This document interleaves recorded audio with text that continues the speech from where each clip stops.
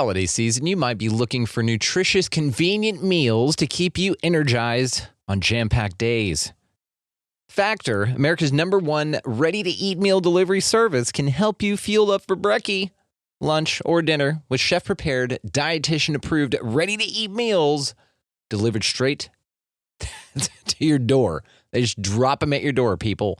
You'll save time and eat well. You'll stay on track with your healthy lifestyle while taking all of your holiday to-dos in stride with good meals in the tum-tum. If you're too busy with all this stuff, these meals are easy to get done. They taste great. All you've got to do is head over to factormeals.com/expandingreality50 and use code expandingreality50 to get 50% off. That's code expandingreality50 at factormeals.com/expandingreality50 to get 50% off. Grandma, can I have the chocolate chips? This secret recipe moment made possible by Emory Heart and Vascular Center. When Grandma needed heart care, she came to Emory. The difference? Emory Healthcare performs more heart procedures annually than anyone else in Georgia, which means better outcomes for our patients. And we offer advanced and personalized treatments developed by our top specialists that others don't. Like Grandma knows, where you start your heart care matters. Smart Cookie. EmoryHealthcare.org/smartcookie. A choice right now, between fear and love. It's just a rock. Out of the dark night of ignorance and into the shining light of truth. Expanding reality. A population of citizens capable of critical thinking. We don't see things as they are, we see them as we are. There's a level of reality where everything dissolves into an ocean of energy.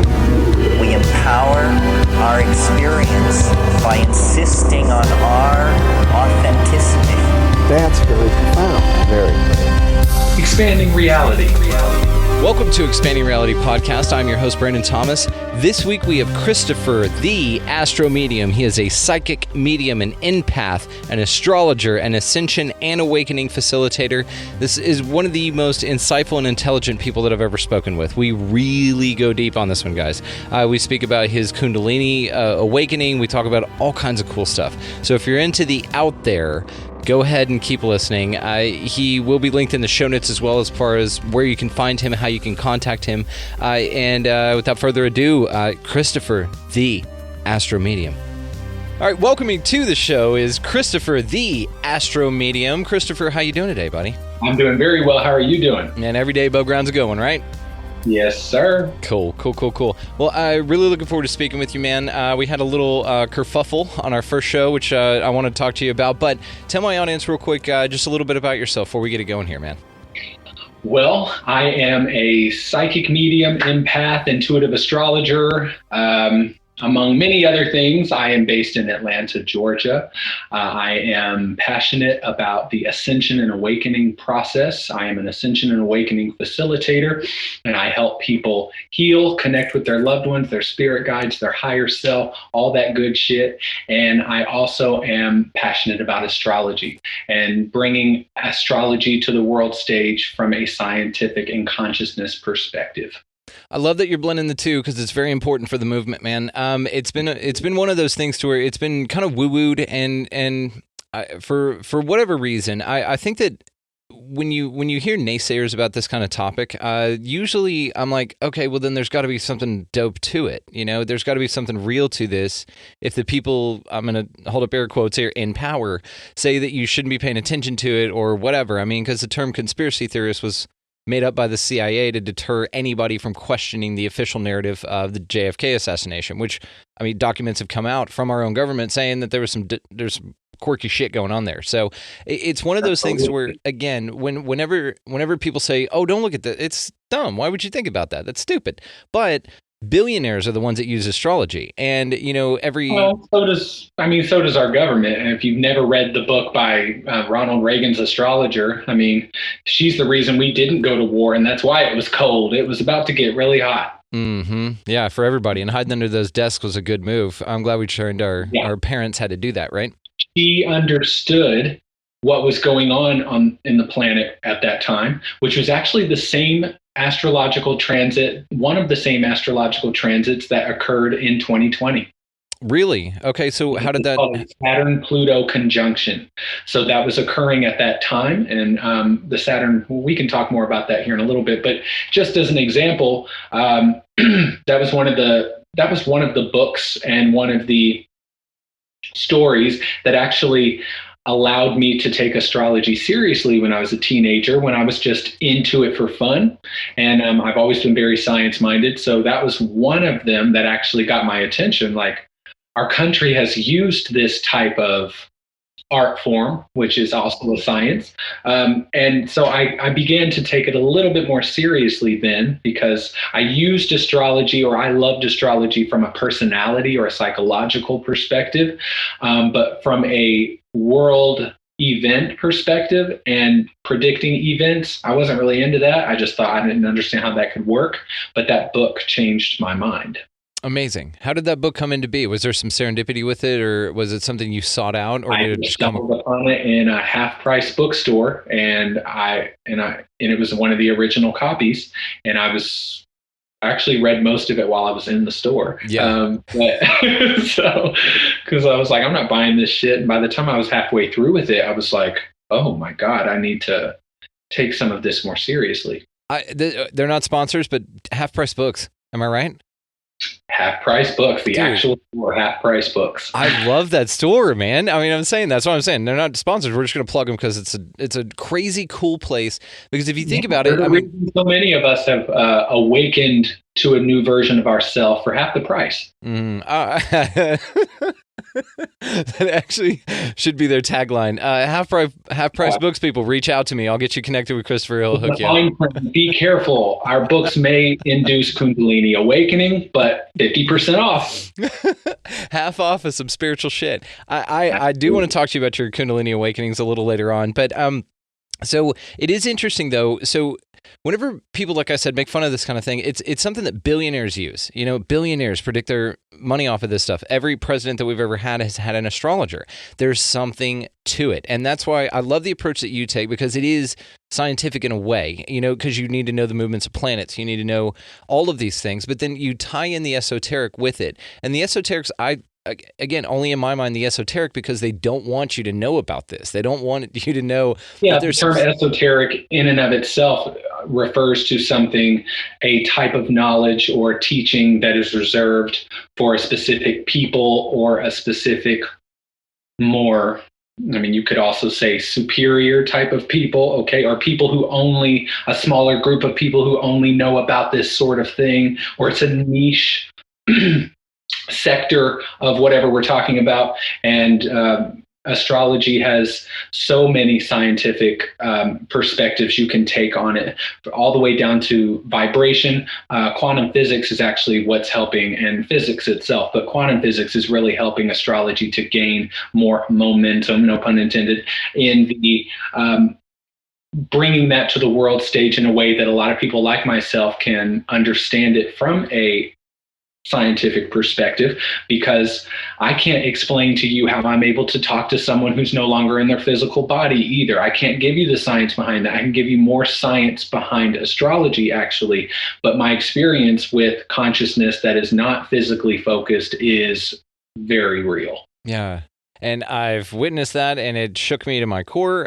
So we actually have done this before. We did an interview a few weeks back, and actually it was right in the middle of Mercury in retrograde, and I don't like to say that that's a real thing, but it's a damn real thing. And it really screwed up our interview. With it. Yeah, we've both had our experiences with it. Very much so. So this is actually our second go at this, and you were so sweet to come back on. Like I said, thank you so much. And you were, guys, he's so cool that he said, you didn't waste my time. We had a good time. We're now friends, and you know that was a practice run. This is the deal. So I just wanted to again be grateful for you for coming back on with me after I begged you to, because the show was so unusable, man. But I swear to God, I really tried. But you were so sweet about it. I gave him a call. He said, you know what? Don't worry about it. I had a feeling, so let's just do it again. And so thank you again, bottom of my heart. You're welcome. Shows how cool you are, and I want to let the folks know out there how great your character is. So, so with this, what got you started in all this, man? How did you get rolling with this path? In what? In your path, and your figuring out that you're an empath, getting on the spiritual awakening journey. Good Lord. Yeah. Okay. I'm like, okay, which one? Well, like astrology, that's kind of its own story. That's not really, it's more parallel to that, and I guess perpendicular at some point, but they did cross paths, obviously. And it's all intertwined. It's all gone to a similar direction. But when it comes to of a spiritual nature, I guess it really started when I was a kid and I experienced my first death of a family member, and it actually caused some type of awakening in me. I could say that was my first spiritual awakening that I can remember. And it wasn't like a Kundalini arising experience. It wasn't like that. It was when I started to question reality and I started to look beyond, and I had grown up, I was traumatized actually, but grew up watching all kinds of horror movies, and my family really, that was what we did, was watch scary movies and murderers and all that kind of stuff. That blood and guts, that never bothered me. The ones that really bothered me were the hauntings and the ghosts and the spirits and the sixth sense and all that kind of stuff. That really bothered me. And that's because I could feel things in my room at night, and I would wake up in the middle of the night feeling things watch me and think that I was just making it up because I saw those movies, which very well I could have been. Okay. But it was when I was around 11 that I experienced my first death, and I actually started to form a belief that I was God and that none of this was real. And I even told my mother that, because I used to ask my mom, because I loved to go to church. I wanted to go to church because I wanted to feel connected like everyone else was feeling connected to that, because I felt like I needed that, whatever that was. And it wasn't really out of fear or I don't want to go to hell. There was some of that in there, because that will seep its way into your consciousness, especially as a gay person. That was in my consciousness from the collective from an early age, which my parents did not give that to me. That was given to me through other kids or just through media. But going to church, I wanted to feel that connection. I never resonated with Christianity. I never resonated. I would ask all these questions. I would ask my mom very deep, esoteric type questions, and she just wouldn't have any answers for them. And then I formed this belief around 11 years old that I was God and that all of this was a dream. It wasn't real.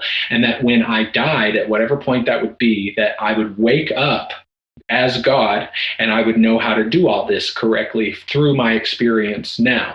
And then I stopped believing that when I was like 14, 15 years old. I remember like not believing that anymore, and then specifically becoming an atheist and not believing in anything, because that's what made most sense to me at the time. I thought all the other experiences I've experienced, I must have made them up. And I had a parent who did invalidate a lot of my experiences. So I could often be very dramatic. I have a stellium in Leo in the first house, and that's a very tightly compact amount of Leo energy in my personality, which is very dramatic, very over the top, very big. And so oftentimes I believed the stories that my experience wasn't real because I was over dramatizing it, or I was making it something that it wasn't. And that has still followed me to this day. And I still have a little chip that I'm chipping away at on my shoulder, which made it very hard to get into this type of work.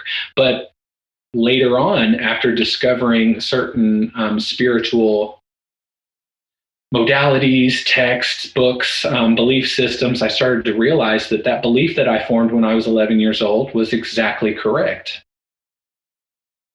So that was the moment that occurred. But I also can say that around 18 years old, I was still battling. I would have really kind of intense. I have Mercury and Gemini, so I can really spiral, into all kinds of webs of thoughts, negatively or positively.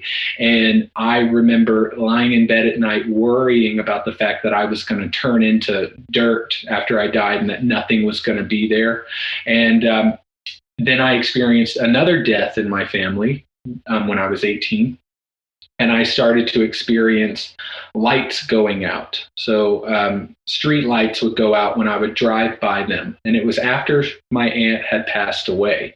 And although for years I correlated it to two things, because I used to get hella speeding tickets. Okay. Like I had my license taken away twice. I had to get a lawyer to get it back. So just know that if there is a speed demon out there, they take after my heart.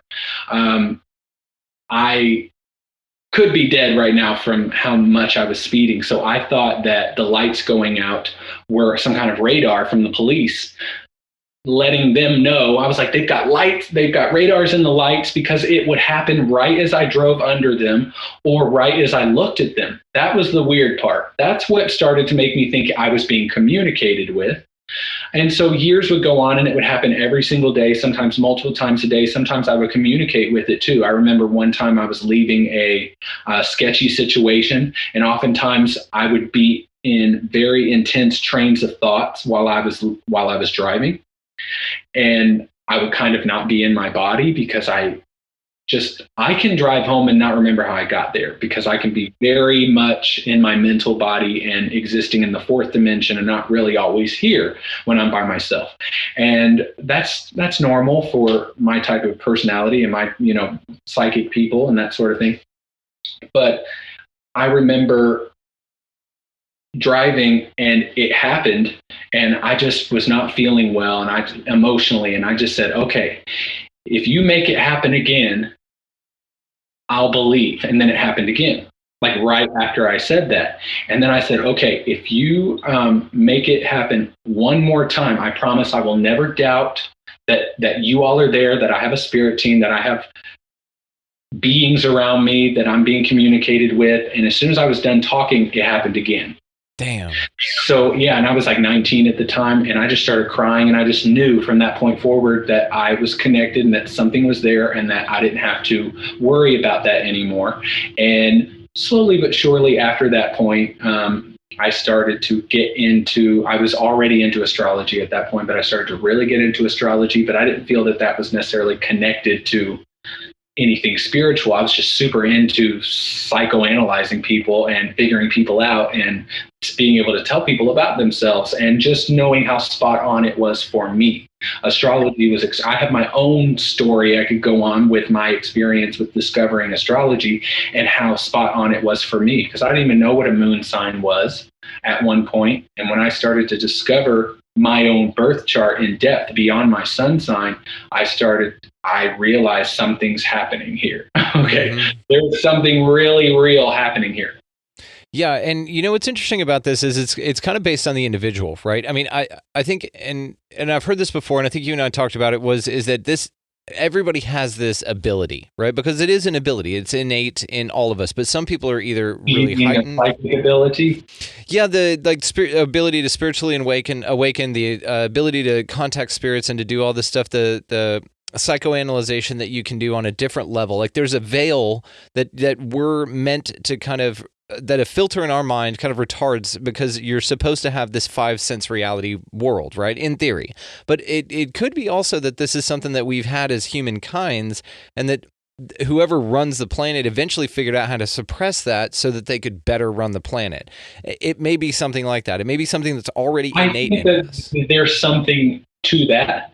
But I also believe that our soul and God and Source is really the ones running the show. Yeah. And there's nothing wrong with being controlled. Why would you leave complete bliss and complete absolute oneness with Source to come here just to be one with Source again? No, you came here to separate yourself. You came here to have a negative experience so that you could have a positive one. We came here to have these contrasting experiences and all of that sort of thing. So, and sometimes like entropy in physics, sometimes when you pull back on something or you restrict something, it makes it push more, or it makes it evolve faster. Just like when you cage the bird, it desires to be free when it didn't know what freedom was before. Mm-hmm. So it has a unique experience because of that. And then when it does get out, it has a greater appreciation, and that appreciation actually evolves its consciousness.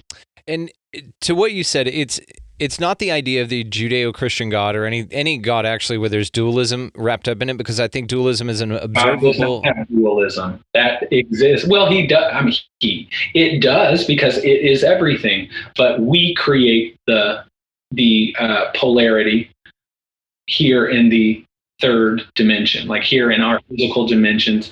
That polarity and that negative and positive duality exists here. It doesn't exist in that frequency range. Right, because that's all oneness, that's all knowing. And I am a big fan of the idea that that we're all God experiencing itself subjectively, right? And so there's nothing separate. It's just the illusion of separatism. And it's like that Albert Einstein quote, reality is an illusion, albeit a persistent one, right? So from our perspective, of course, yes, I love the idea that we are here to learn things based on this 5-sense reality, where the only real duality is like hot and cold, dark and light. These are dichotomy type points, that two different ideas that exist at the same point in the same time, but they need each other for a frame of reference, right? The universe is expanding, but there are universes that are not expanding, that are contracting. And all of this is happening, and it's all happening at once because we know time isn't linear. So this idea that negative is bad and positive is good is just semantics at that point, because negative is energy that contracts or takes away, and positivity or positive energy is energy that adds to or expands, and both are needed, and we need that in these dimensions to have this experience. Yeah. So do you think we're here for cosmic lessons, or do you think it's just a ride? It's like we're in some cosmic fair, out there, and we pay a quarter. Okay. And I like that idea too. Go ahead. No, please.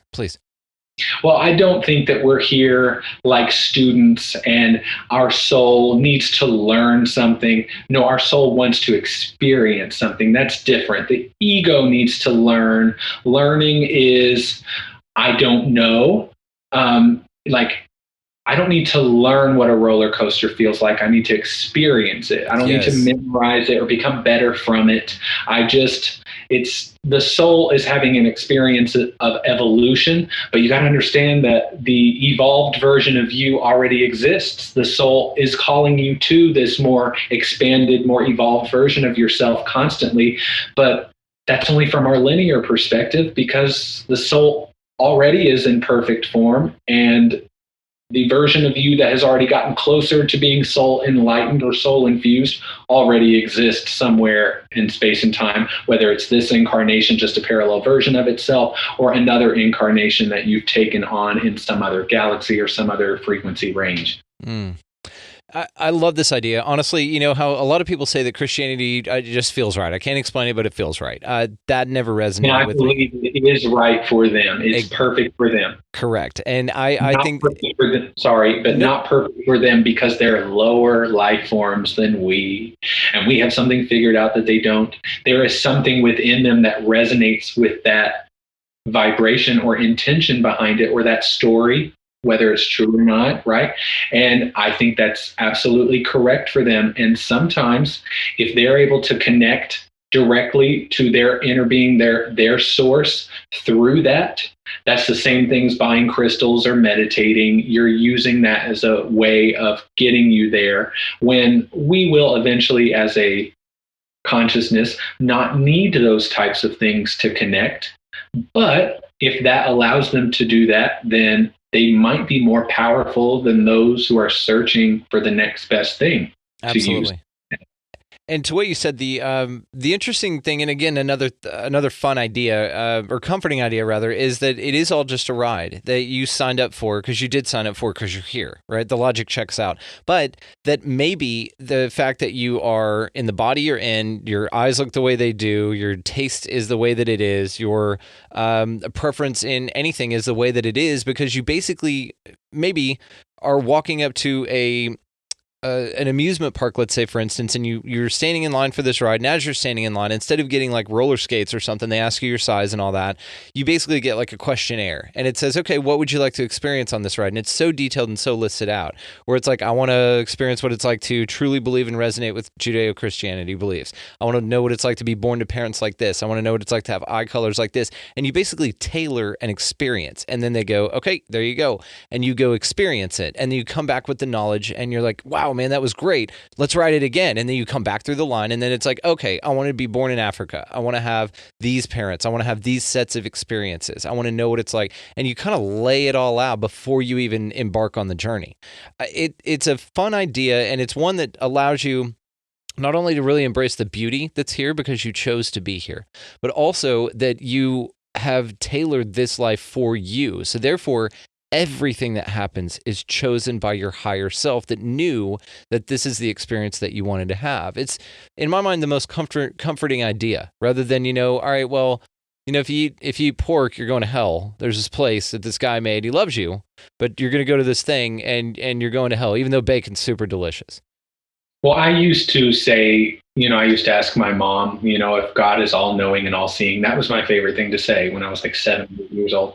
If God is all knowing, all seeing, why doesn't he just get rid of the devil? Or if God is all knowing, all seeing, why doesn't he already know if we're going to hell, if he can see the future? Things like that just would trip her up. But I also, I used to believe similarly to what you just described, which would be like, everything, because time isn't linear, everything that we're experiencing has already happened. It's kind of planned. We're just experiencing it now. And I don't necessarily believe that anymore. I do believe there is truth to that, but I believe that narrative is like a blind person describing the sun. And that's because he can feel it, or she can feel it. She has an experience with it. There's an essence of it, but describing the way it looks, the blind person can't really grasp that and really give that part. So the way we describe it using an amusement park or whatever analogy is still limited, and it's still from a linear perspective, and it's still from an ego construct that it's something that is already, it just needs to be experienced. And there's so much free will involved in that. And really, if you go into quantum physics, there's so many parallel hallways you could walk down that turn into more hallways that turn, it's a fractal, or you could say a kaleidoscope. These things that are constantly becoming, every millisecond, whatever vibration you're putting out is bringing something to you, bringing this experience to you in some way. Some things are more malleable, some things are more fixed, some things are more dense, some things are more fluid, but there is an experience, there are choices that can be made. There's just no judgment of those choices. We hold the judgment, and rightfully so. We're allowed to do that. Yeah, it's part of the experience. It's okay to say that person stole something, they're bad, and then the spiritual bypasser comes in and goes, they're not bad. They were just having an experience where they chose something that you don't like, and you just need to accept it. It's okay to not like that. Everything's okay. But also telling someone that they choose their experience when they're not feeling good can also be disheartening to them. So I've been on the other side of that, where I knew I was choosing this in some way, but it's hard for some people to wrap their mind around. And I believe that everybody is where they are consciousness-wise, and their ego's allowing whatever it's allowing at that time. And so we're all trying to figure something out, and we're all doing it the best we can. And like, your story is perfect. I completely agree with that. I do think it's not the whole story. I think it's only the way we know how to conceptualize it. And we can be given from spirit, from higher beings, from extra dimensional beings. We can even be given an explanation through channeling, through clairsentience, through instant knowing, telepathy, whatever it may be. We may be given downloads of what that experience and what creation is really like. But for us to even understand it, we still have to put it in a certain framework that is still limited compared to the actual thing itself, or the actual universe itself, and what that actually is. Exactly. And because it is an idea that's a little bit disheartening to know that it's all just experiential for some people. Now, some folks like me and you probably just understand this on that level. And so therefore we know that the choices that we make don't need to have physical in this world repercussions because we feel bad when we do it. You know, it's that Abraham Lincoln quote, when I do good because I feel good, I avoid bad because it feels bad, and that's my religion, right? And I think that that's enough. I think that that should be enough. The challenge I think you run into is the possibilities that exist here. And so for that, there needs some deity or whoever created this experience feels like they need to set parameters and set boundaries and things like that, because it is just a damn free-for-all. And if it is the case that we all return to source, which I truly wish to believe, I don't know. I don't think, like you said, we have enough information. I know what things aren't, but I think that, okay. But I also want to emphasize that you can't return to source because you are source. That's the leaf on the tree wanting to become the trunk, when the leaf is part of the organism and it's part of the formula. It doesn't need to wish to be another part of the formula or another part of the organism. It is that part. So, and it's very much needed and it's useful and it's perfect the way it is. But what you mean is return more purely, because you're basically water in a cup that's waiting to evaporate and become a part of the air again. And so you're there, but you're becoming one again with something that is just higher in frequency. See, and I love this too, because talking to you, you help me.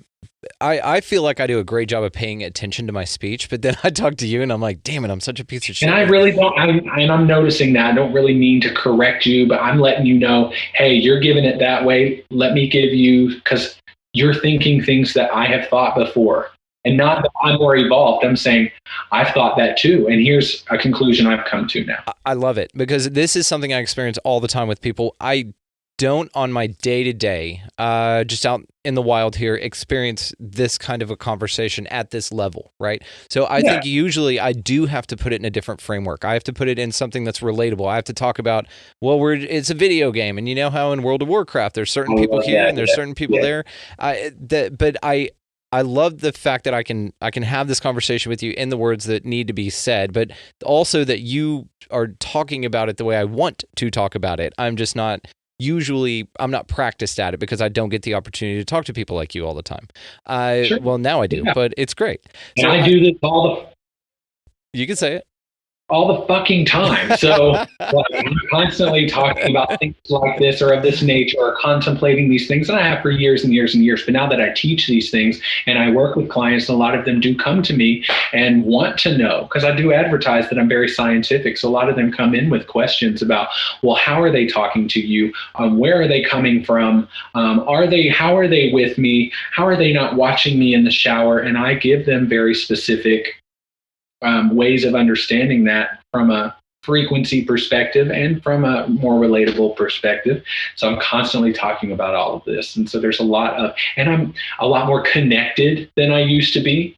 I used to not think I was psychic or a medium or an empath. Okay. I was having all these experiences and just I don't know, I was literally, but your ego was only allowing certain things at a time. I had certain desires for my life that did not include becoming anything that's happening right now. Yeah. Although my favorite TV shows, some of them that I was obsessed with, were Crossing Over with John Edwards, Lisa Williams, and Long Island Medium. Those were I was obsessed. And I went to see Teresa Caputo live 9 years ago with my mom and one of my friends. That I always felt something about that. I saw mediums. I had a medium in Bardstown, Kentucky, that I saw several times over the years, keep telling me that you have this ability to do what I do. But I don't know why I just didn't. I don't know. I just thought she was saying it. I don't know. You're just not ready for certain things at certain times. And I just thought it was too good to be true. but I was having the experiences of it. But I usually was finding myself questioning myself too much and not wanting to be wrong, and just trying to shut it out. And also, it would always happen when I was high or drunk, or when I was high or drunk, it would happen. And I didn't realize why. I thought maybe, I guess I realize now it's because it lowered my inhibition and I didn't care about being wrong. Or I didn't care about what they said if something I said didn't make sense. So I allowed it to flow purely. And so I had to learn now in the sober state to let that happen, which is still hard sometimes because some of the information that comes through is so off the wall sometimes that you think, that can't be right, and your ego stops it. So there's a lot of that I'm still working on, but I'm a lot more connected now than I ever have been. So I'm going to pull in information or receive things a lot or come to certain conclusions that might be a little bit more purely spiritual or purely what the universe is. What is the universe? Where did it all come from? I may be receiving it more purely from a higher self perspective rather than an ego story that I was fed or came to the conclusion of, because I'm more in resonance with it often now. What do you think about the idea that you truly are it? Like that everything that you're seeing and experiencing is basically a play that's set up here that you interact with on a real-time level, and that maybe that's all there is. So your experience that you're having is your experience, but you're creating all of it. I like the idea. It scares the shit out of me, to be honest with you. But it makes you free at the same time. Like it's the most freeing thing in the world, but it's also terrifying. It's terrifying because it almost makes you feel like there's nothing real, and your ego is really grabbing for something to be real and to be the way it was, how you once understood it. It brings up fear, because if you were to buy into that or go in that direction, the ego would have to lose its grip. And so it brings fear into your system to keep you in that state of mind. And that's normal. That's what it's designed to do. But yes, we are. And there's also a loneliness factor. I guess there's no one else here with me. And it's like, well, that again is your ego, because you have to realize, just like how you can design a computer to play chess with you. Mm-hmm. So God has split itself in an infinite number of ways. So you can't be alone because there's only one anyway. Right. And that one loves itself completely, so doesn't need anyone else. That's what's so cool. It's almost like you're like a kid entertaining itself on a super cosmic level. Like maybe you are. Maybe you're just a child entertaining yourself with a game of being God and experiencing itself subjectively, and we're just cells running through a body, or there's some conscious evolution to it. But that's what's created everything. And so then for the purpose of expansion and evolution, there is a purpose to it, but when we think about that, we think, well, the purpose must be to expand to get somewhere. And it's actually just the experience of expanding is the experience that is desired to be had. Yeah. And it's actually not even desired to be had. It just is. It's just what is happening. I like it because it is kind of an as above, so below kind of a concept. Like if you can just have an experience to have it and not have any judgment over it or anything like that because you chose to have it. And there's no difference. There's no me and you, we're all the same thing. We're all one, which I love this concept. I really do. That's, if I had to plant my flag, that would be it. Even though, there's no way to really tell, right? Or there's no way to consciously in this life tell, because the crux of the experience and the beauty of it is you're born to forget. You have to forget that that's what is really happening, because then it negates the entire thing. And it's an awesome concept, because it does mean that, so then the things that we create here on Earth are microcosms of the massive macro that we exist as, because that's all we are. So like video games or going into an escape room or something, you're having a minimal experience of something that you chose to experience, and then it's over. And then you go on to another experience, but we do have this perspective of linear time, which makes it palatable for our limited understanding. And I think that that's interesting, man. It's great. I love talking to you about this shit, dude. Like I said, I get to kind of have these conversations, but not at this level. And so I'm grateful. So getting back here, because I have a damn million questions. So this will not be the only time you come on. because technically this is the second time. So, what is a spiritual awakening? Tell the audience a little bit that maybe aren't familiar with that concept and are just hearing this, and if they've stuck it out through this part of the conversation, let's give them a softball, man. What's in? All right, let me get comfortable here. Yeah, roll out. Woo, okay, here we go. So, a spiritual awakening is you coming into more resonance with your higher self. It is you becoming more aware of your ego and realizing that there's someone else in the driver's seat, or that the ego doesn't have to be in control. It's a new awareness of your experience. It's a new conclusion you come to. It's very simple. A spiritual awakening could be realizing something about existence or the universe or yourself that immediately pulls you into more alignment with your higher self and your soul, as subtle as that may be. A spiritual awakening could be having a child. I mean, there's lots of things that could cause a spiritual awakening in that way. There are also, in this time that we're in, accelerated or mass awakenings that are happening, where people are, because what we think now is, oh, I'm awake now, I need to put the Bible down and go buy some crystals. That's not spiritual awakening. But that's what people think it is. Right. I can stop judging myself, and I can go like be a witch and buy sage and post it on Instagram, and I'm spiritually awake. And for those of you who are not spiritually awake, you're sheeple. You are people who are so asleep, and I'm so awake, and I'm above you because I'm actually now more in my ego. That is not what spiritual awakening is. But there are types of spiritual awakening, like a Kundalini awakening, because spiritual awakening is a very blanket term. I mean, there's a lot of things that can sit under here. But there are awakenings where you have energetic or physical, spiritual, psycho-spiritual awakenings where your frequency is actually changing, upgrading. And that's the process we're in right now, is we're in a mass awakening and ascension process. And from our linear perspective, this awakening happens. And I don't believe you awaken one time, okay? You awaken to new levels of yourself, new versions of yourself, new awarenesses. And in that process, you're ascending, which, yes, implies moving up. And when we as humans look up, we think it's better than. So no, it's just evolution from our evolutionary perspective. 1989 isn't better than 1969 just because there was more technology and we just knew more. It's all an experience that's happening where it's supposed to be happening at. But the soul is, you are separating from source.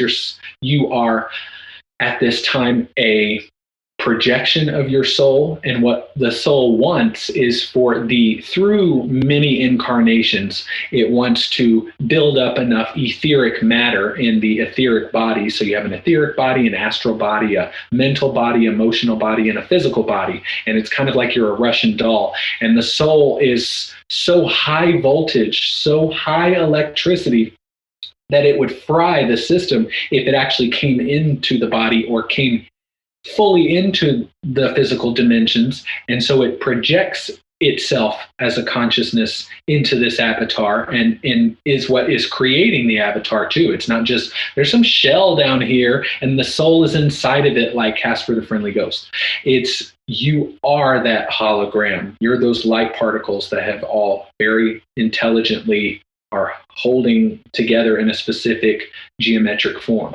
And the soul eventually wants you to build up enough etheric matter and enough wattage capacity for it to come in and be a soul-infused being in the physical dimensions. And so that process takes time, and there's a lot of DNA repair that must be done. There's a lot of trauma in the mental and emotional and physical bodies that are densities, is what we call that, frequencies that vibrate in a lower range, which is not bad. It just is what it is.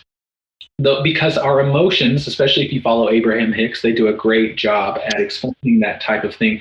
The emotional scale, shame, guilt, depression, anger, all that stuff down here, which is why you feel that compression in your body, all the way up to pure positive joy, love, bliss, all that kind of stuff.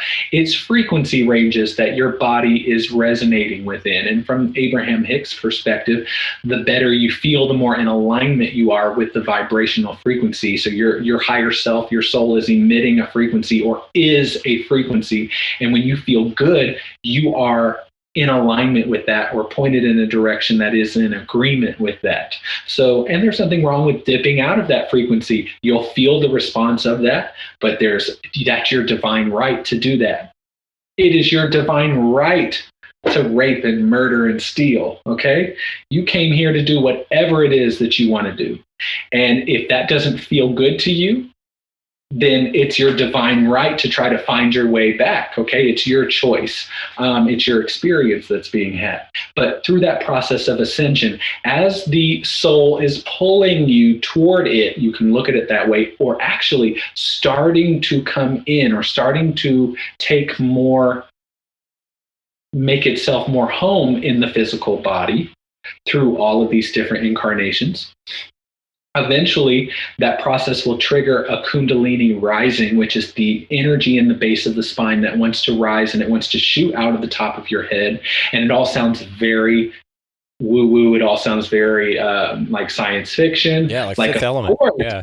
This energy just wants to shoot up your spine and go out the top of your head. I saw something like that in Star Trek. Well, they were kind of onto something in those shows. And the idea is that there is a geometric form, and these energy centers are actually responsible for the functioning of all of this. So the kundalini wants to rise, and it's that fire energy, and on its way it will hit densities and it will hit blockages, and it seeks to clear those things. And you may not clear everything out in this lifetime, and a lot of times we are clearing things that the DNA is releasing. Okay, I'm going to go into a little bit more detail about this. Just give me a second. The DNA releases toxins, frequencies, things that were passed down to you, densities, emotions, traumas, memories that are vibrating at a lower frequency. And your soul does not think it's bad. It knows that that frequency is too dense for it to contain this energy. So that must fall away like physics. It must come out and purge. So what's happening right now are there's ascension symptoms is what people are talking about, and what I post about and talk about. It's kind of become a term that people are talking about, my ascension symptoms, and it's getting a little mainstream, which can get into some dangerous territory, because then it limits it and it puts it in a box, and it's such a wide array of experiences. But I have experienced a Kundalini awakening and a Kundalini experience, and it does come in waves. And it's this idea that there are physical things that come to the surface. There can be things coming out of your skin. There's emotional and mental things. You can have thoughts, memories that don't belong to you. Your father could have your father's father's father. I mean, all the men in your generation could have been what we would call just assholes. I'm not saying that. I'm just saying they could have been. And that lower frequency, that heavy ego story they were telling themselves, that abuse, that trauma, that control, whatever that was, if that vibrates at a lower frequency, which doesn't match that oneness or that unconditional love, it must come out in you. So a lot of times you have these memories, these desires that come up, sexual desires, because Kundalini will definitely clear out that sacral chakra. You're like, oh my God, I'm a bad person. And it's like, no, you're actually clearing something right now. And in the time that we're in, we have such mass connection to each other. You are available to me right now. So the soul knows that.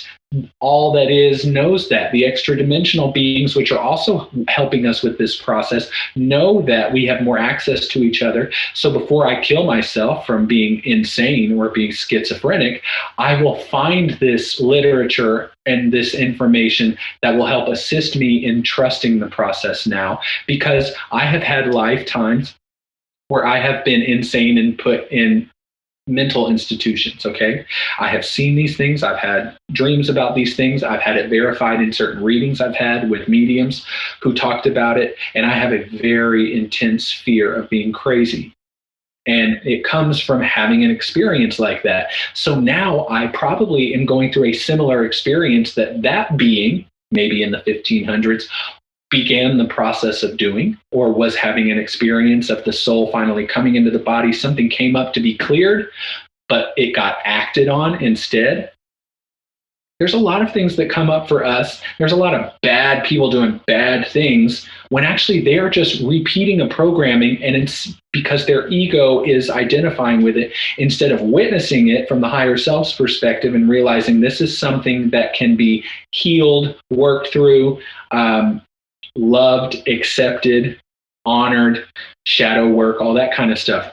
Shadow work, this whole thing that's happening right now on the planet, this is a new level of consciousness that we're at, where we're marrying psychology and spirituality right now for the purpose of evolving into a higher state of consciousness. And it is a real process. It's our divine right. It was what was programmed into our experience at this time.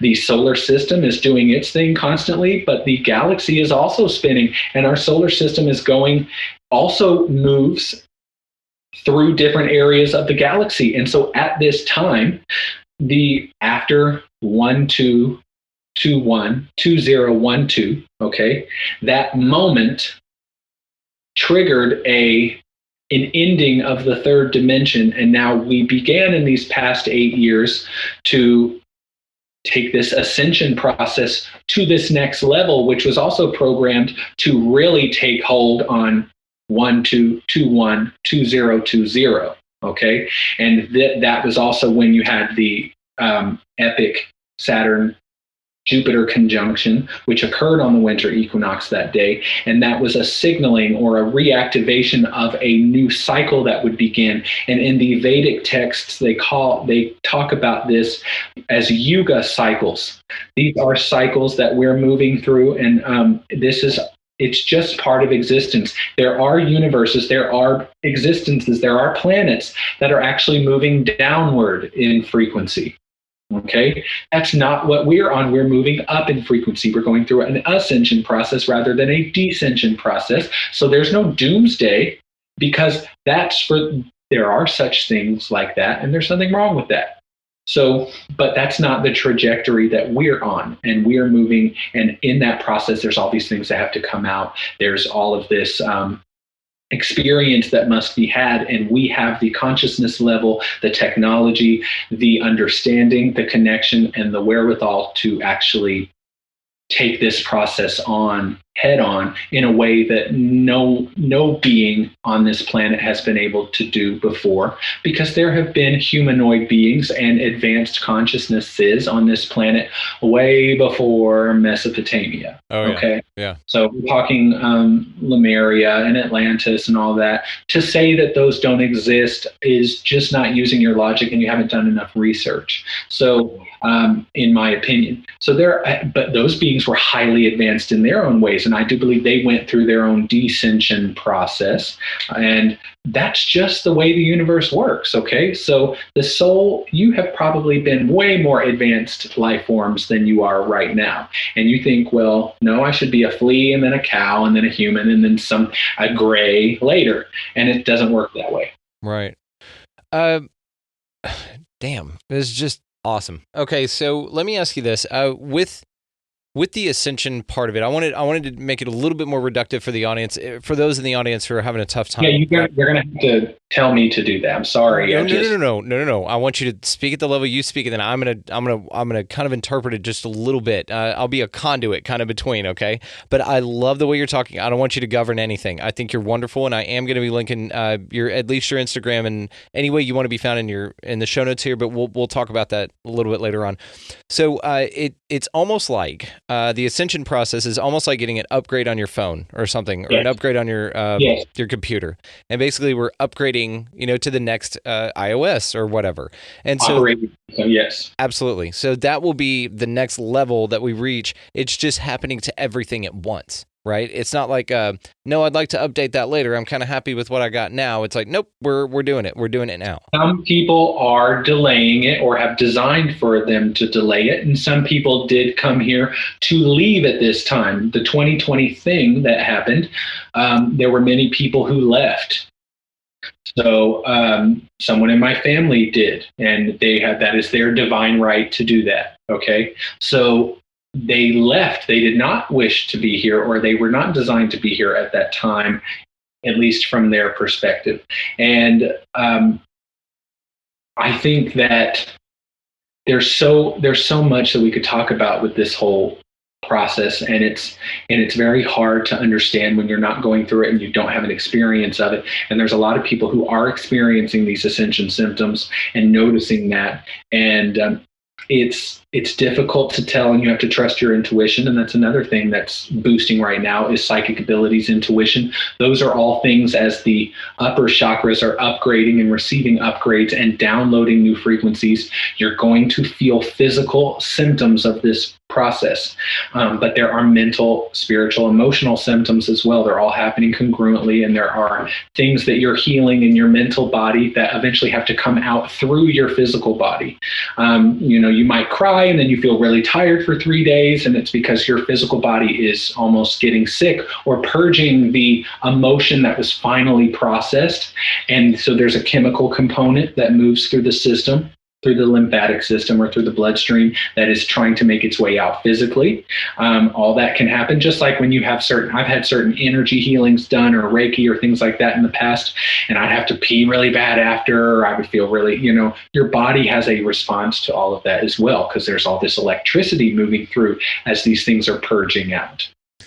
It's incredible. And I like how you wrap everything up in the fact that it's all explainable. I mean, you have great answers for things and how it all ties together. You do have a great sense of science. You do have a great sense of these things, but you also have it from a right brain perspective or a higher consciousness type of perspective as well, which I think is important, because then you get books out like An End of Upside Down Thinking by Mark Gober, or you get The Holographic Universe, of course, by Michael Talbot. And he starts explaining all these incredible concepts, man, that scientists have explored and they've looked at, and they've found data that concludes that there's some crazy cool shit going on here. And if we could just get that information, this is the part of it too where I'm curious about, because it does seem like there is some sort of awareness that people who make decisions for us, even though we make the decisions for us, it's almost like, let me try and kind of wrap this up, because I got about 12 things going on here at once. But I think it's almost like that there is a control mechanism kind of that doesn't want humanity to figure this out, because then they're going to figure out that there's free energy everywhere, like what Tesla was talking about. And then, then we have a much smoother, much easier, much more coherent as a society, a global society type of a thing. And we're not talking New World Order and eugenics and shit like this here. We're just talking about that those have credibility. Okay, and yeah, I completely. But the other part to this is that it's almost like, to what you said about the divine right, about that we do have the right to do anything we want here, because we're doing it to ourselves in a sense, because there's nothing else. I think the things that people who have been told their entire lives that there's two places that you go, or that karma is a thing, or that heaven and hell exist, and if you don't do what I say or do what this dude says over here, you're going to go over here.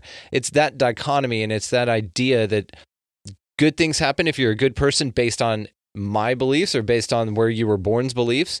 Good things happen to you. If you don't do where you were born or where your mom decided to squirt you out at, and that's now your belief system, then there's bad things that happen to you. So I think the divine right, and one of the hardest things to wrap your mind around is, shitheads go back to source, because there's nowhere else to go. People want this cosmic justice, and they don't. And that's their ego. And it is their ego. Okay. That's okay. They want revenge, and they're not able to take it. So if we program revenge into the belief system, and God will take care of them, and there's something that, if you look at it, it's like, why is the devil so bad? He's the one punishing all the people you don't like. Yeah. Okay. Yeah. And it's like, so there's so many flaws in that system, but that was not designed to be flawless. It was designed to be a control mechanism, which is a very human thing. And so we will find that no matter how much the top 1% or all these billionaires or whatever are trying to control us, you cannot control the soul. You just can't do that.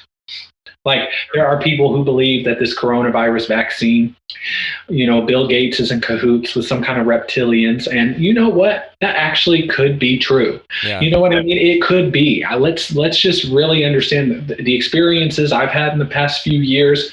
I now am going, you know what? I'm just going to not make a judgment about those types of things, because I have seen and witnessed and now understand how possible those types of things are. But I had someone tell me, don't get it. It actually will, there's something in it that will control your soul, and it's a technology that the reptilians have. And this is someone I'm talking to. Yeah. And I told him, I said, I just do not believe you can control my consciousness here. You can control that. You cannot mess with the soul. You just can't do that. It's impossible. It makes it more comfortable, because no matter what, you're in control of everything, on a cosmic or supra conscious level, right? At the highest point. I like that idea. I think that that's probably going to be the hardest thing for people to come to terms with, is an idea like that. I think that's kind of the top part of an evolution of consciousness, is to make that realization to where illusion is just, separatism is an illusion, and it's just that. It's an illusion. So to get to that point, yes, it takes cosmic justice out of it, because why would you punish yourself? It takes someone's going to rob me and steal my soul away from it, because you can't rob and steal your soul away from yourself, because it's you. I find it to be, again, daunting mentally, just to kind of wrap your mind around extracting from these constructs that most folks exist in, or this dualistic reality. I find it, though, very comforting in a massive way, though. It's a really nice thing to think about. And again, it just kind of brings me back to it's just a ride, like Bill Hicks said, it's all just a ride. And I like that idea. That's honestly the best one to me. That's the most comforting. I like that. If that feels good, then it's correct. But to other people, Christianity feels good, and it's correct. And then to other people, Satanism feels good, and it's correct. That's correct. This is true. You son of a bitch. We create our reality, so everything we're talking about right now is just regurgitation of other things we've read or come to conclusions of or received, and we're filtering it through our own experience as well. So there's just no point to even have this interview. We're done, right? Are we done here? Okay, yeah, let's just go do something else. Yeah, I mean, I have my perspective, but when you get to this level of enlightenment, I'll put some whimsical music behind that. Go ahead. You definitely don't negate other people's perspective, even if they are just so lowly and beneath yours. But and a lot of these perspectives I've prescribed to or thought about before, so I understand why it would feel the way it does or feel real to them. So someone watching this may say, I don't believe in anything that guy's saying, but it's interesting. And that's fine. And you're exactly, because you're fine with it. But I do think that idea is fascinating as well, because what if that is what it is? You do create your own reality, and if that's the case, then you create the construct, you create the destination, you create the experiences, and you're doing this on a huge level that you're semi-aware of, but not 100%, because you still have to reserve the right to be surprised by life. That's the thing about astrology as well, is there's lots of things I could talk about in astrology that can help you understand the rhythms and the cycles and vibration and all of that type of stuff, and archetypes, and the power that archetypes have, and geometry, archetypes, vibration, all of that in physics, all of that is astrology. But I could also narrow it down to, if I believe in astrology and I give it meaning, then it must be, and it does have power. Yes. So even if it was something I was making up, I could actually make it real with my belief, especially in these dimensions that we're ascending to, this whole 5D phenomena. You'll hear people talk about, let's get into that 5D frequency. And it's like, why are you all trying to get somewhere else than where you are right now? Whatever's happening in this 3.9D that's happening right now, it's perfectly fine. So do you think the ascension has to do, what does the ascension have to do? I know it's an upgrade, but what do we have to look forward to, or what's something to look out for? What we have to look forward to is a lot of coming to terms with and new realizations of who we are and our multidimensional selves, realizing that we truly are multidimensional beings, and we have this ability and this we are much larger and much more expansive than we actually feel or experience that we are. That's something to look forward to. It can be frightening in certain ways, but there's also an existence that operates out of pure synchronicity. So abundance and synchronicity, all of that, we're experiencing a lot of those types of things, but there are societies that in beings in the galaxies and in the ethers that operate on pure synchronicity, just like how when one duck flies, or when birds are flying in such synchronized ways, one turns, but I can't really say that one turned. They all turned at the same time because they're all operating on one consciousness when they're flying together. They're all separate organisms, and just like a hive of bees, they come back and they become one, and there's a synchronization because they all connect. That's what telepathy is. I am a telepath. I can have conversations with people and know what they're thinking, say what they're trying to say, and that's actually just mental empathy. I'm actually just tuning to the same station you're tuning to because I'm connecting to your energy. It's not that I can hear what you're thinking. No, you're receiving all of your thoughts, and I just tuned my receiver to wherever you're tuning it to. Yeah, because I mean, there's a lot of questions, like, because consciousness has been called the great problem in science, right? And so consciousness, there's more and more evidence, actually physical evidence, that's come out that it's non-local to the body, that you are just a receiver. You're the radio. You're not the radio waves. All of your thoughts exist within the plasma and the biofield around your body. Your brain is pulling from them, and the law of attraction responds to that. When you activate an energy and you feel something, that electromagnetic field around your body is, your emotions are magnetic and your thoughts are electric. So when you feel something, it triggers there's a thought response because there's a congruency, because mental energy is higher in frequency than emotional energy. And when you feel something, it draws something to you, and it draws a new thought to it. And when you continue to activate that, the law of attraction, we can call it that, this responding mechanism is just bringing you more of what you're giving your attention to. And this is something that a lot of people know and are making sense of, where 20 years ago, the idea of some woman or some guy standing on stage channeling this higher consciousness, talking about the law of attraction, that was breathtaking. And for some, it still is because it's new to them. But for us, we're like, oh yeah, the law of attraction, what you give your attention to, you get more of. Oh yeah. Well, that's a really magical thing, and that's not going to stop, and it's always been that way. And when you ascend and when you move up in frequency range, and when you don't have think about if you were down at the bottom of the ocean and you had all these cinder blocks chained to you, what the ascension process is you snipping away at those chain links. And as you do that, you start to, because you're meant to rise to the surface. You are designed, your frequency exists there, and through your beliefs, through your traumas, and that's another thing about the Abraham Hicks works, is that high level of consciousness that they are. They have no interest in wanting to take you to your trauma to heal it. They want to just get us to realize we create our own reality. But what that work limits or limited me in doing is, Abraham often talks about, don't go there, don't activate it. There's no need to reactivate it, when actually, maybe not consciously, but during the ascension process, there will be things that come up that you need to face because it was never fully processed to begin with.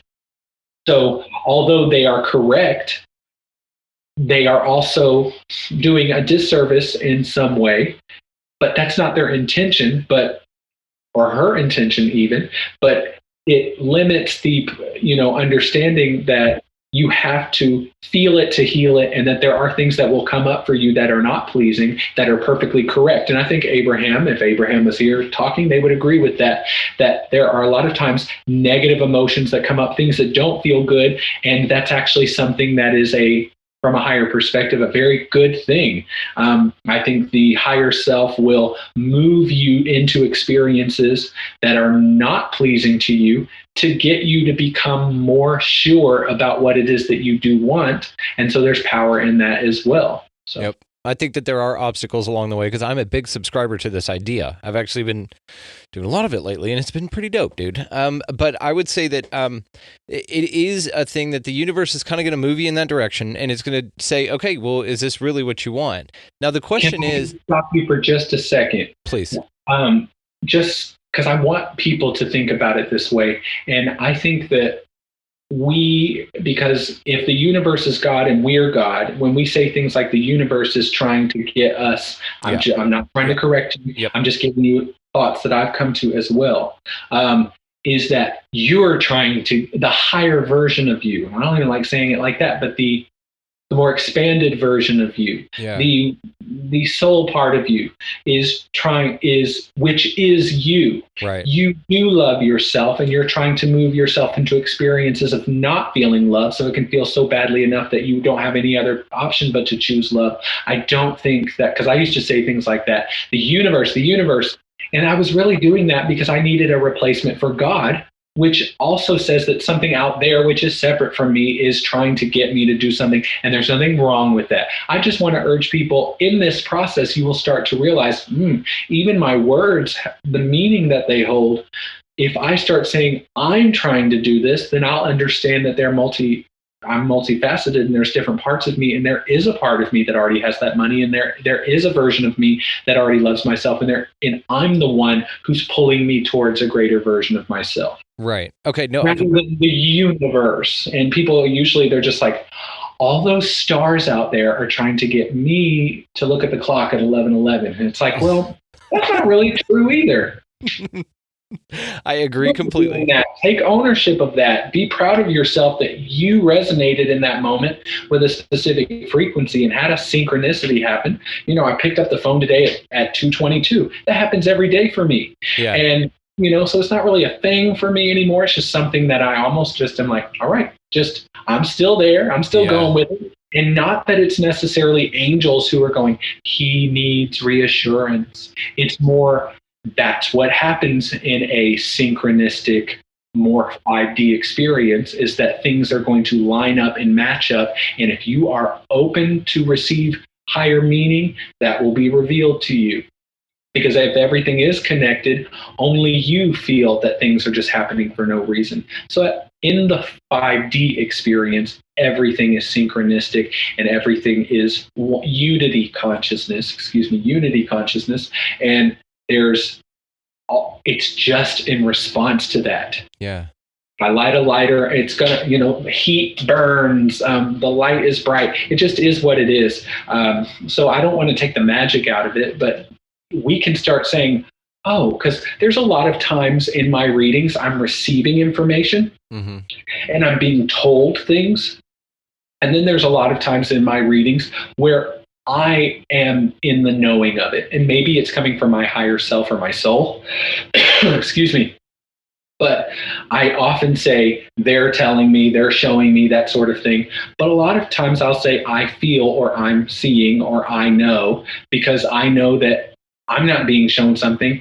I instantly know because I have the information within me. Yeah.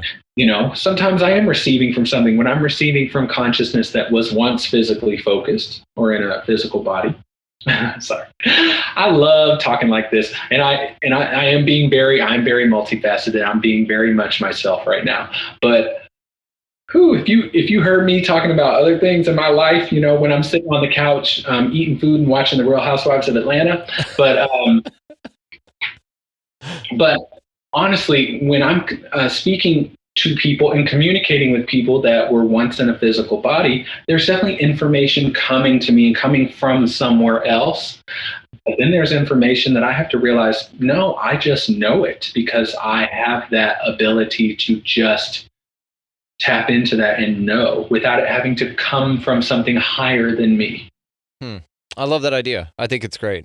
And yes, I do use terms like universe just as a way of filtering out the conversation. But I love your perspective on it, because even after this conversation, people will start watching. I mean, because for me, it started with watching my speech patterns very closely. That was my first step in kind of creating my own reality. And after my, whatever kind of spiritual awakenings I've had along the way, was to stop saying trying and going to, and exist as I am doing this. It is happening now.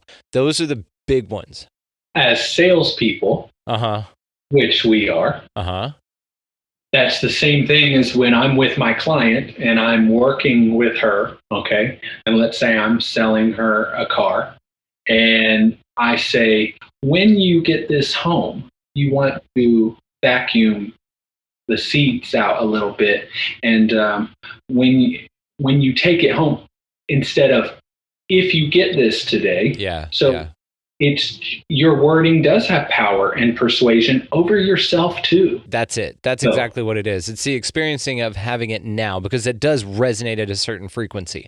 You don't makes the customer or the client say that helps them tap into the experience of what it would feel like already having it as well. Right. And that's a great example, by the way, because now you're doing that with yourself. You're not revealed all of our evil secrets. Yeah. Hell yeah. Now it's fine. I'm really transparent as my day job. But what I'd like to take away from that, though, is that does actually resonate at a certain point. And that is one of the ways, if folks out there listening, like, just getting into this, and again, if they've made it this far into the conversation, I applaud you guys. This is real deep shit. Chrystopher is incredible. He's not holding back anything, and I really do appreciate that. Please definitely follow him on his Instagram, which I'll have him tell you about here in a little bit. But then also, I will be linking in the show notes as well, because you do your updates and you do these great videos, and you're wonderful at what you do. Not only because of how extremely knowledgeable and insightful you are, but you've got a great sense on how to package it and how to present it. The information is presented extremely well. And so let me ask you this, though. So we're probably going to wrap it up here in a little bit, but I wanted to know about your Kundalini awakening specifically, if you don't mind, what that experience was like, because I've heard it's terrifying, and I've heard that it's not something that you recommend, or is recommended. They would have a really hard time selling it if there was a brochure or a package for it. Yeah, I mean, if I could now, I would never get a refund on my Kundalini experience. Yes. Ever. But at the time, I wanted my money back. Yeah. Okay? I did, and I felt like Karen. I wanted to speak to the manager, and I was not having it. So Kundalini, that's an energy I had heard about, and I had experiences leading up to that point. In 2015, when I lived in Chicago, I went to a group meditation, and about 3 times of going, and these were called they were fire meditations that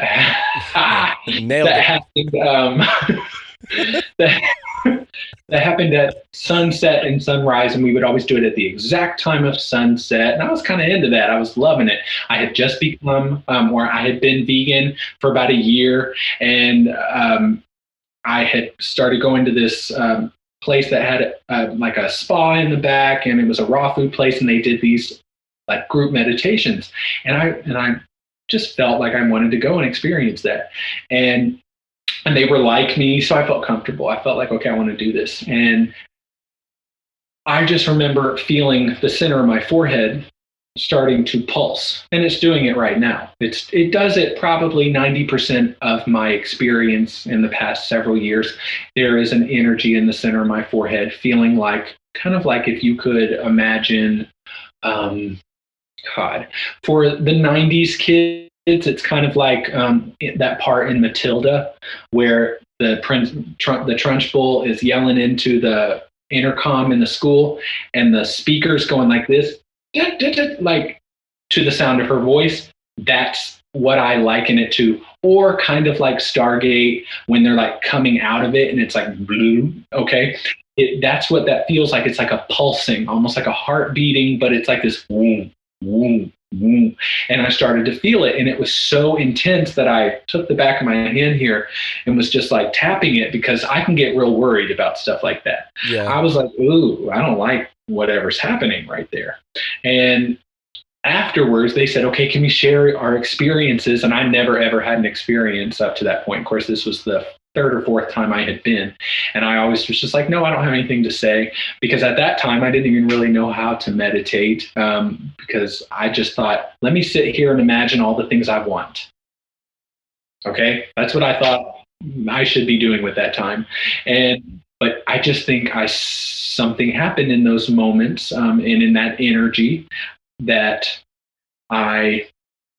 something got activated, because it was the first time I ever remember that. And then it would happen every now and then after, like maybe once or twice a month, I would feel it and I would touch it again. And sometimes I would worry about it, but I just never really paid attention to it. And it became more as time went on. And then a couple years after that, I started to wake up in the middle of the night. Of course, I was going through a very intense time in my life. I was homeless. I was living in this old house that was heavily active. When I say active, I mean like lights were going out and then coming back on again. I was talking to whatever this being was. Like I would go get a light bulb and then come back to change it, and it would be on. And so they would go out, and I would say, I'm not getting a light bulb. You can turn the light back on. And it would come right back on. And yes, I was scared. It did bother me. And it was this old house that I was painting and living in and getting money to paint it. Okay. And I basically, and on the last day, the front door completely shut itself, and the storm door on the outside was locked from the inside. So like it completely shut itself. Okay. And I got the hell out of there. I told the owner, I said, I'm not going back. And several times in that house, I woke up in a state of extreme panic and anxiety, which I had not ever experienced anything like that. The closest thing to that I had ever experienced was about 6 months before all of that. I had a very intense mushroom trip. Nice. Okay. Where I did about 9 grams of mushrooms. Whoa. All at once. That is a heroic dose, even by Terence McKenna standards. Yes. And that was not on purpose. It was kind of, that was carelessness on my part. And I also smoked weed, and I started to panic during, and I believed that I was going to turn into a vegetable. So I really was in a state of dread and panic, but also the mushrooms did take me. All the things that have happened since, I did kind of get whiffs of that during that mushroom trip. Things to do with my dad that needed to be healed, suicide, the idea of killing myself came up during that time, because I just felt so horrible while it was happening. I was so sensitive. And then, it finally went away about 9 hours in, and I was like, okay, I'm okay again. And, but during that year, I couldn't even smoke weed anymore, because it would make me feel so different. It would remind me of that and make me kind of panic a little bit. Yeah. It's like when you get food poisoning and you just can't touch that food for a while, or you barf on vodka and you can't even think of vodka for a while. I liken it to that. Yes. Okay. And so I started to wake up completely sober, during living in that house, feeling like I didn't know who I was and in a state of panic, and would wake up, my heart was beating, my face would be flushed. And one time I even ran out of the house just to like feel air, to like get a grasp of reality again. So I started to think something was trying to get into my body, or that something that was in the house was trying to take over my body, because I've always been very spiritual, and I was reading the book Opening to Channel. Huh. So I was actually actively trying to prepare myself to be a channel. Oh, you got it. You got your opportunity. Yeah, it came in a different way. I'm not like going into some deep meditative state and letting some being take over my body yet. I don't know if that's going to happen. I may, now that I do the work that I do, I don't even desire that to happen. I think my ego wanted that, because I wanted to do some type of work, and I wanted it to be powerful the way that Bashar and Abraham and Cryon and all of them. I just thought that I was so allured by that. So, and now that I think about it, I'm like, I may not even really enjoy that. That may not even be how I have to get my message out. So, or any kind of message out. It doesn't have to be that way. So, and that process helped me let go of that. But I eventually, it can get a little blurry at times, but at one point, on a specific day, I was at work, and because even though I was homeless, I still worked full time. I had an awesome job. I just gotten into a situation in my life.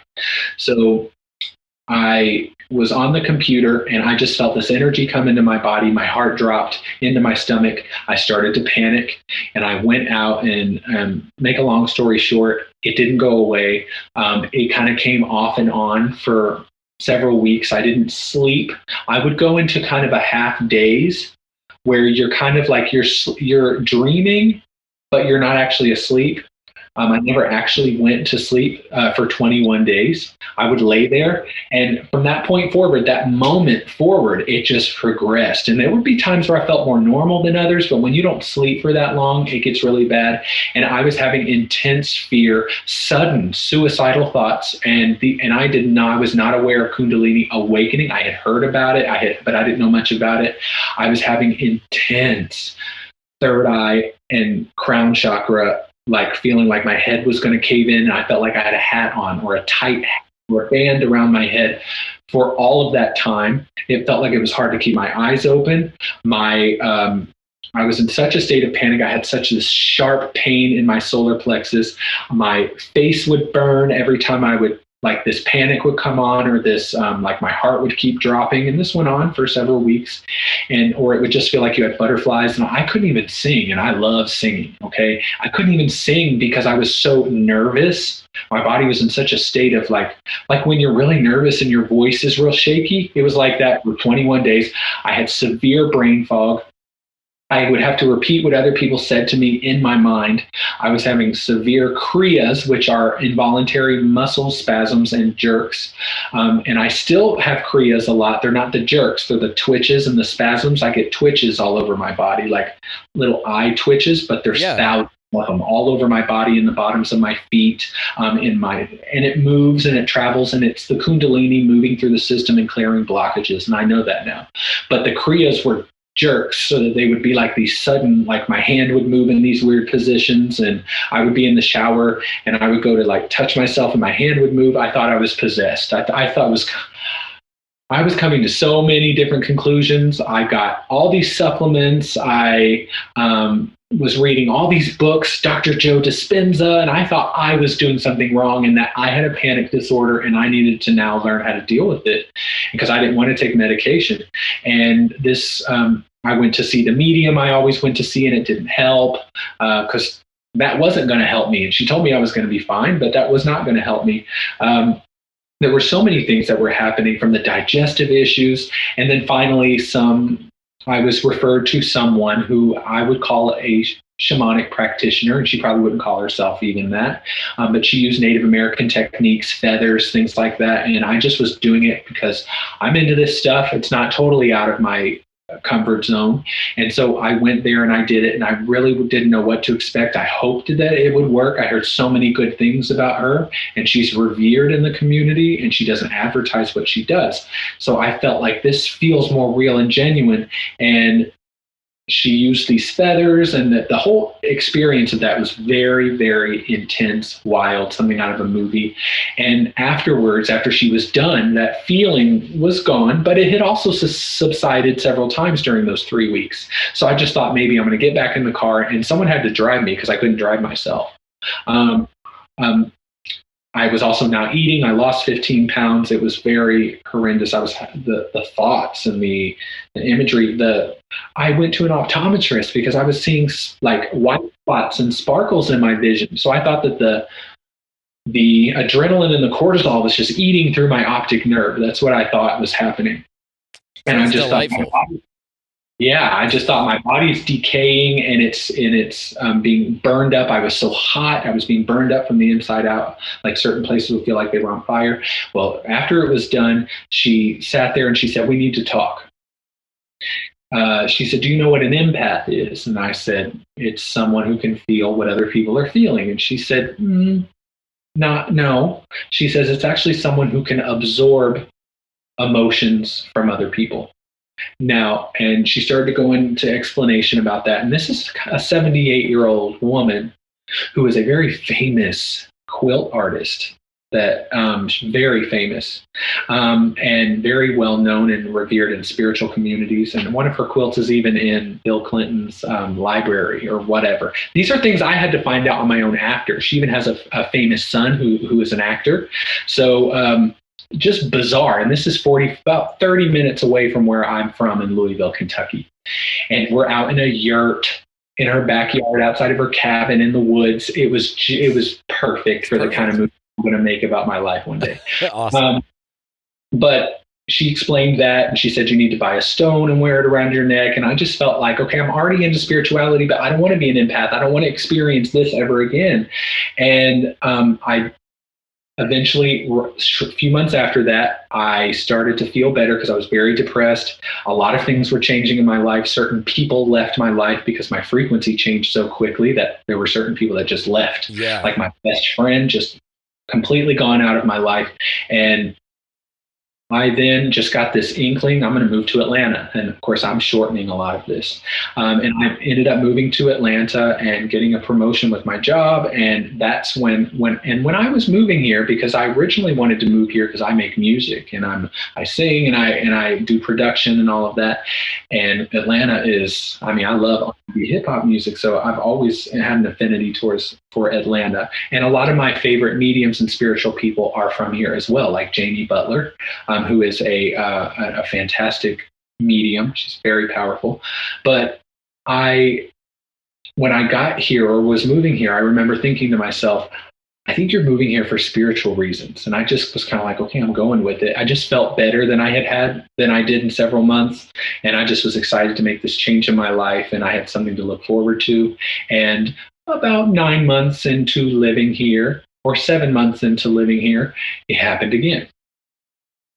I had another wave of it because whatever had begun was not done. And that time it was the throat. I had severe throat tightness. It was closing and I thought I was going to choke.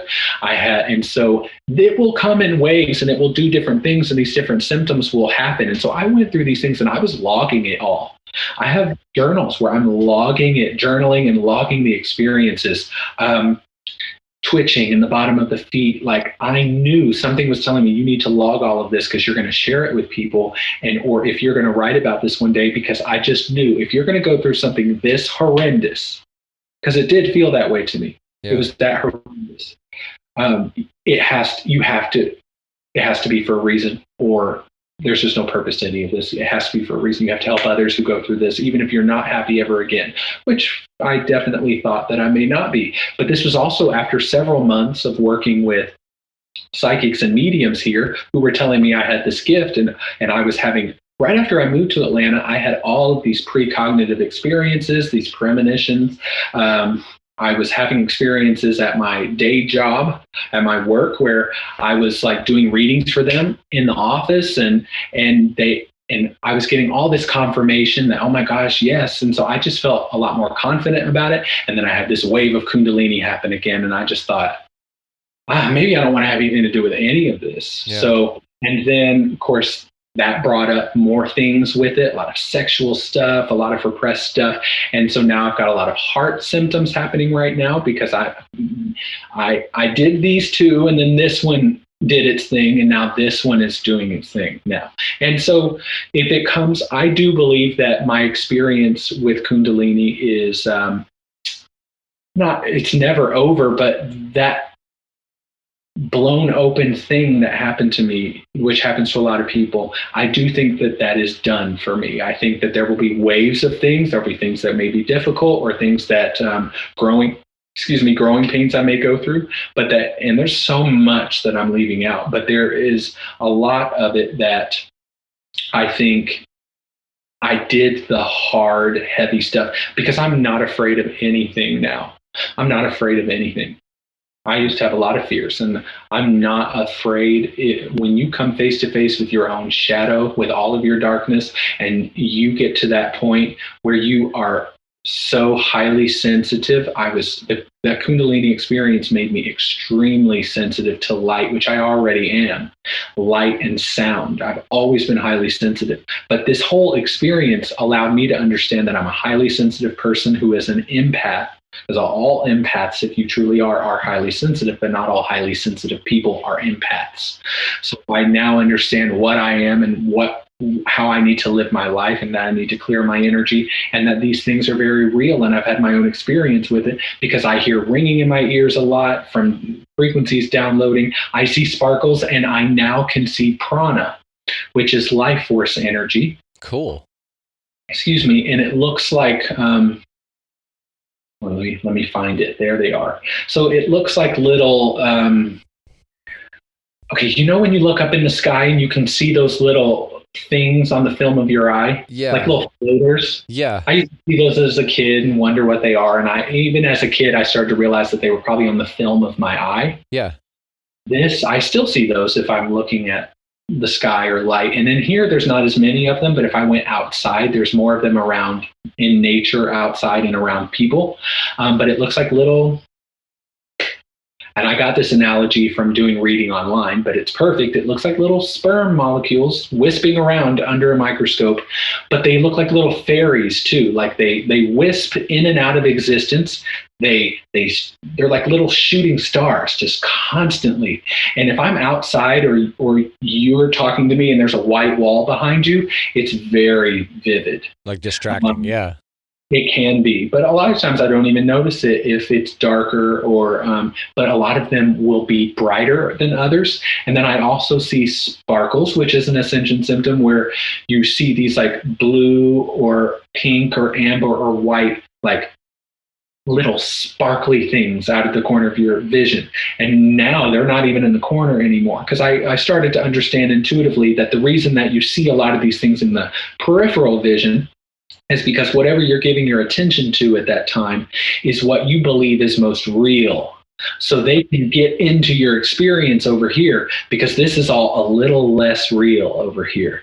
And so they can seep in there. And so these flashes of light, I have seen large blue orbs, like a big one time. And I do believe that it was Archangel Michael, and I'm not into the angels and stuff the way other people are.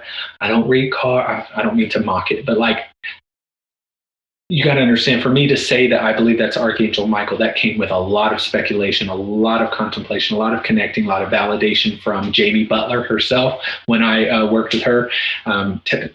First thing she said when I was with her, she's like, you do have an angel with you, and it's Michael. He's identifying himself as Michael. And I said, well, that's interesting because that might be the blue orbs that I'm seeing. Yeah. And which those could also be Pleiadian beings. They can show up as blue orbs, but this was angelic, I do believe. So when you start to see things like that, and when you can see prana, and seeing prana is not a psychic ability. It is a result of the third eye, the pineal gland, upgrading to a new operating system and the crown chakra being more open. And there's actually a physiological shift to your optic nerve, and you now begin to see energy, prana, aura, things like that. Like I can now see when someone's standing somewhere, I can see that film on the outside of their body, and if I stare at it long enough and relax into it, it can kind of start to go boom, like that, and it's kind of fun to do that. Damn.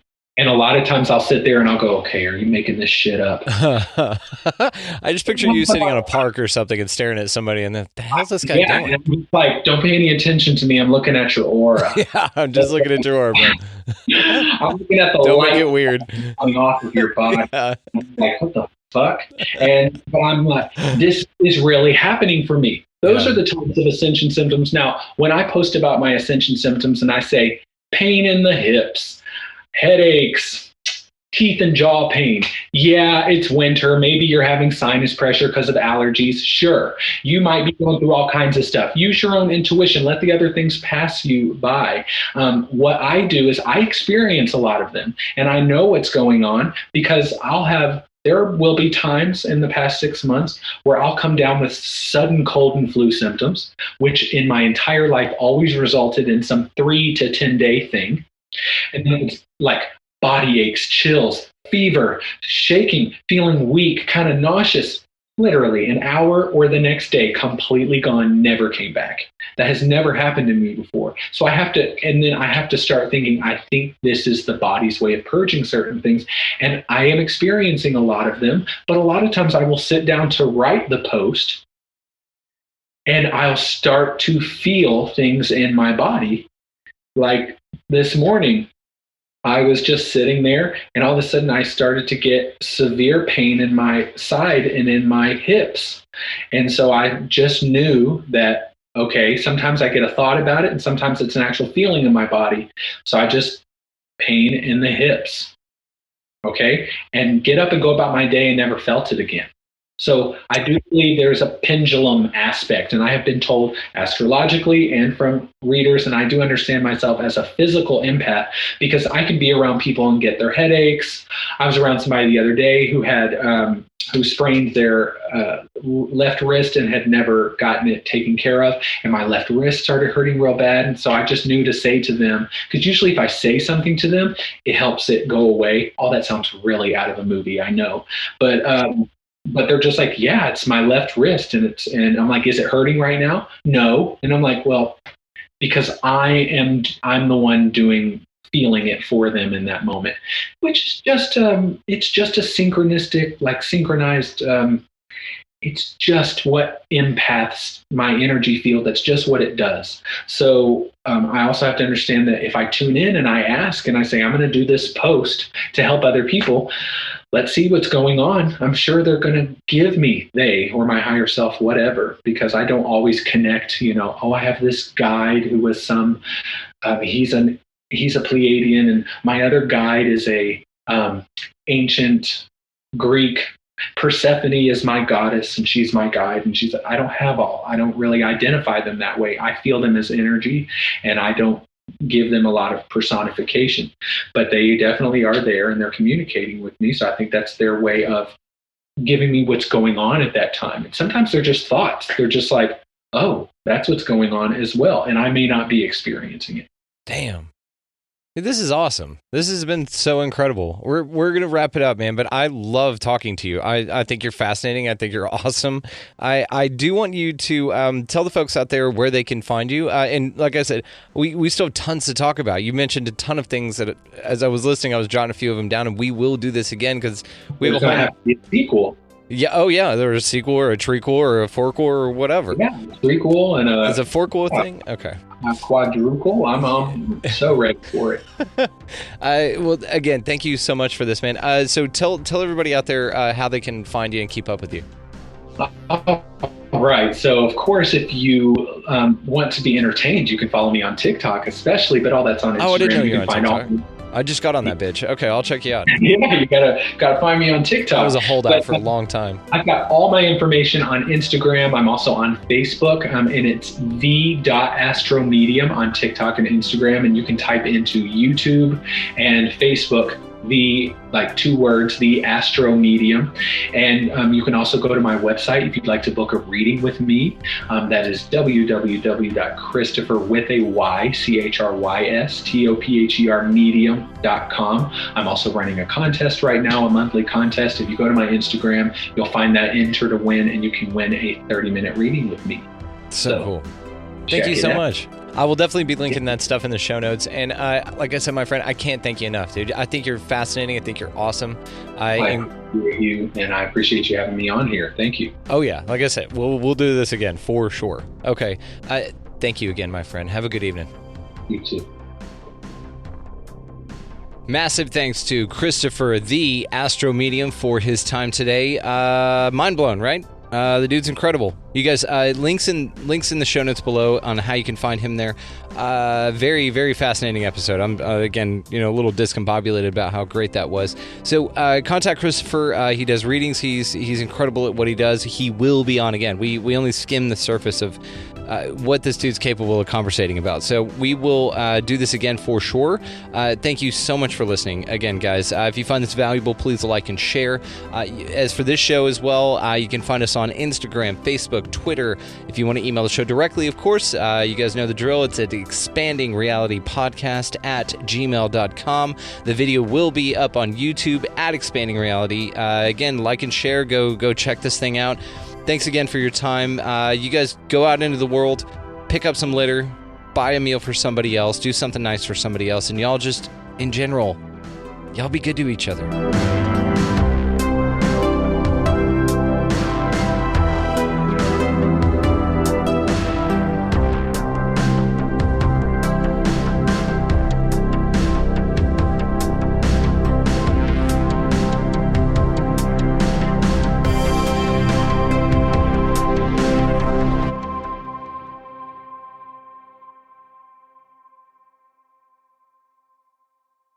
Grandma, can I have the chocolate chips? This secret recipe moment made possible by Emory Heart and Vascular Center. When Grandma needed heart care, she came to Emory. The difference? Emory Healthcare performs more heart procedures annually than anyone else in Georgia, which means better outcomes for our patients. And we offer advanced and personalized treatments developed by our top specialists that others don't. Like Grandma knows, where you start your heart care matters. Smart Cookie. EmoryHealthcare.org/smartcookie.